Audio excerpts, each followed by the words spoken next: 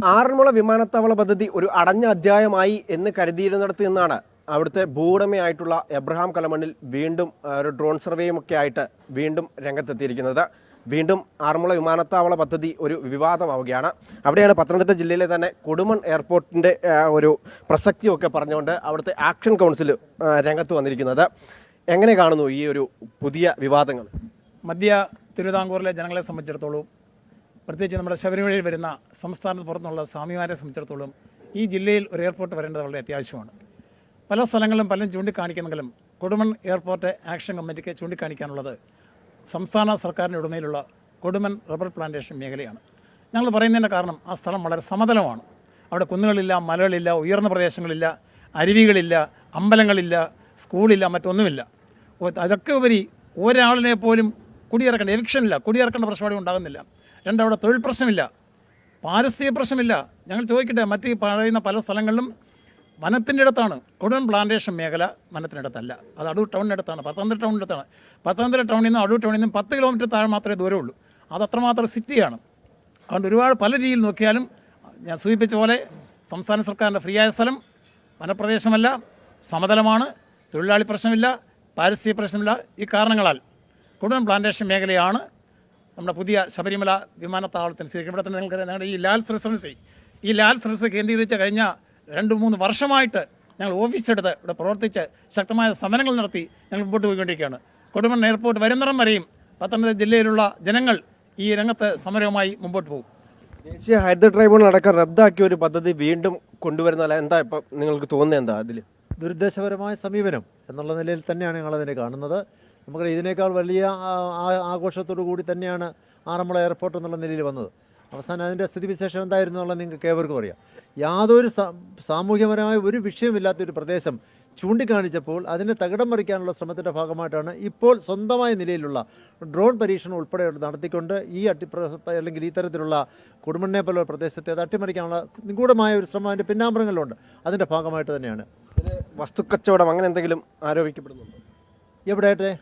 ആറന്മുളയിൽ അത് നേരത്തെ ഉണ്ടായിരുന്ന ഒരുപാട് വിവാദങ്ങൾ നമ്മൾ കണ്ടവരാണല്ലോ. ആ വിവാദങ്ങൾ ഇന്നും തന്നെ നിലനിൽക്കുന്നുണ്ട്. അതിനകത്തൊന്നും യാതൊരു തർക്കവുമില്ല. പക്ഷേ കൊടുമണ്ണിനെ സംബന്ധിച്ചിടത്തോളം സർക്കാർ ഭൂമിയാണ്.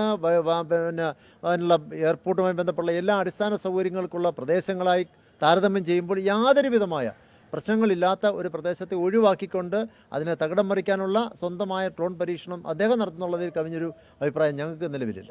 ഇതിപ്പം കൊടുമൺ എയർപോർട്ടുമായി ബന്ധപ്പെട്ടിട്ട് സ്ഥല MLA-യുമായി യോജിച്ച് മുഖ്യമന്ത്രി അടക്കം കാണുന്നു. എന്താണ് ഇനിയിപ്പോൾ ഉള്ളൊരു നിലപാടെന്ന്? ആദരണീയനായ അടൂർ MLA ഇതിനു വേണ്ടി വളരെ പരിശ്രമം നടത്തിക്കൊണ്ടിരിക്കുന്നു. ഞങ്ങൾ അദ്ദേഹത്തിൻ്റെ പിന്നിലുണ്ട്. അദ്ദേഹം അടുത്ത ആഴ്ചയിൽ മുഖ്യമന്ത്രിയുമായിട്ട് സംസാരിക്കാൻ വേണ്ടിയുള്ള ഒരു വേദി ഒരുക്കി തന്നിട്ടുണ്ട്. ഞങ്ങൾ ഈ ആക്ഷൻ കൗൺസിലിൻ്റെ ഭാരവാഹികളെല്ലാം CM-നെ കാണാൻ അടുത്ത ആഴ്ചയിൽ പോകുന്നുണ്ട്. MLA വളരെ താല്പര്യത്തോടുകൂടിയാണ് ഈ പ്രൊജക്റ്റിന് വേണ്ടി നിൽക്കുന്നത്. ഈ പുതിയ സർക്കാരിലൊരു പ്രതീക്ഷയുണ്ട്. അവർ തന്നെയാണ് ഇപ്പോൾ ഈ ആറന്മുള പദ്ധതിക്കും അനുകൂലമാണെന്ന് ഈ ഉടമ തന്നെ പറയുന്നത്. ആറന്മുള എയർപോർട്ട് ആറന്മുള പദ്ധതിക്ക് ഇതുവരെ സർക്കാർ ഔദ്യോഗികമായിട്ട് ഒരു പിന്തുണയും പ്രഖ്യാപിച്ചിട്ടില്ല. 1. 2, ഇതെന്ന് വെച്ചാൽ ഈ ആറന്മുള പദ്ധതിക്ക് എടുത്ത ഭൂമി മിച്ചഭൂമിയാണ് സർക്കാർ പ്രഖ്യാപിച്ചതാണ്. മിച്ചഭൂമി ആയ ഒരു സ്ഥലത്ത് വേറെ ഒന്നും മറ്റു നിർമ്മാണ പ്രവർത്തനങ്ങളൊന്നും നടത്താൻ പറ്റത്തില്ല. ഈ കാര്യങ്ങൾ ആദരണീയ ശ്രീ കുമ്മനം രാജശേഖരൻ ഇന്നലെ കഴിഞ്ഞ ദിവസങ്ങളിൽ തന്നെ ഇത് നമ്മുടെ മുമ്പിൽ ഇത് ചൂണ്ടിക്കാട്ടിയതാണ്. അപ്പോൾ ഇത് സർക്കാർ ഭൂമിയാണ്. ഈ നമ്മുടെ ഈ പറയുന്ന കൊടുമണ്ണ് സർക്കാർ ഭൂമിയാണ്. നമുക്ക് കൊടുമണ്ണ് വന്നു കഴിഞ്ഞാൽ ശബരിമലയിൽ ഏറ്റവും കൂടുതൽ പ്രയോജനപ്പെടുന്ന ഒരു കാര്യമാണ്. ചെറുവള്ളിയാണെങ്കിൽ ഇന്ന് കേസിൽ കുടുങ്ങിക്കിടക്കുകയാണ്. ചെറുവള്ളിയെ സംബന്ധിച്ച് വളരെയധികം തർക്കങ്ങൾ ഇന്ന് നിലനിൽക്കുകയാണ്. അപ്പോൾ ഈ ഒരു കാരണങ്ങൾ കൊണ്ട് നമുക്ക് എല്ലാം കൊണ്ടും അനുയോജ്യമായ സ്ഥലം കൊടുമൺ പ്ലാന്റേഷൻ ഏരിയയാണ്. അതുമാത്രമല്ല, ആരെയും കുടിയൊഴിപ്പിക്കേണ്ട, സർക്കാരിന് ഭൂമി വാങ്ങിക്കേണ്ട, അതുപോലെ തന്നെ 10-500 ചെറിയ ജോലിക്കാർ മാത്രമേ ഉള്ളൂ അവിടെ. അവർക്ക് എന്തെങ്കിലും ചെറിയ തൊഴിൽ മാത്രം കൊടുത്താൽ മതി. വേറെ യാതൊരുവിധ ബുദ്ധിമുട്ടും ഇല്ലാത്ത ഒരു സംവിധാനമാണ് ഇന്ന് ഈ കൊടുമൺ. അത് ബസ് സൗകര്യം എന്ന് പറഞ്ഞാൽ ഏത് ഭാഗത്തു നിന്ന്, തമിഴ്നാടെന്ന് പറഞ്ഞാൽ 20 കിലോമീറ്റർ കഴിഞ്ഞാൽ തമിഴ്നാടായി.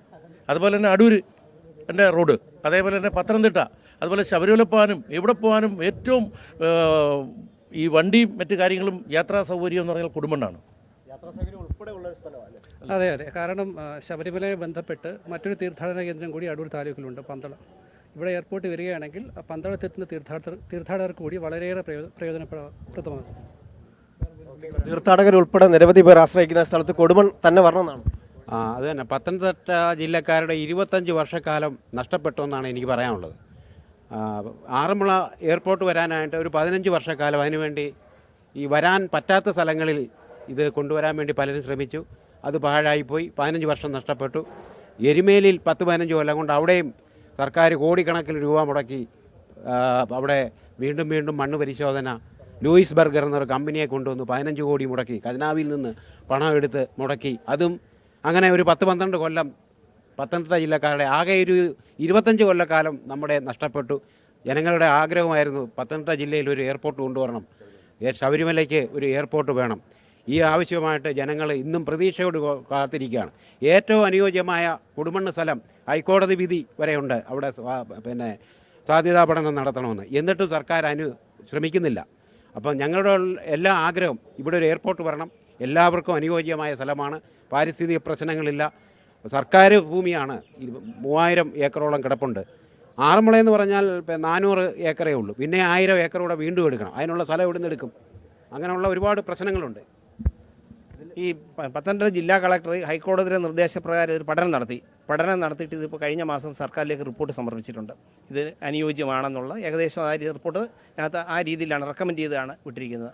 അതിൽ തുടർ നടപടികൾ സർക്കാർ സ്വീകരിക്കണമെന്ന് വിനീതമായി അഭ്യർത്ഥിക്കുന്നു. ഇതിപ്പോൾ കൊടുമൺ ആക്ഷൻ കൗൺസിലിനെ സംബന്ധിച്ചിട്ട് ഈ കൊടുമണ്ണ് തന്നെ എയർപോർട്ട് വരണം. മാത്രമല്ല ആറന്മുളയിൽ ഇപ്പം LDFും BJPയും ഒക്കെ അതിനെതിരെ ശക്തമായി പ്രതികരിച്ചുകൊണ്ട് ഇപ്പോൾ രംഗത്ത് വരുന്നുണ്ട്.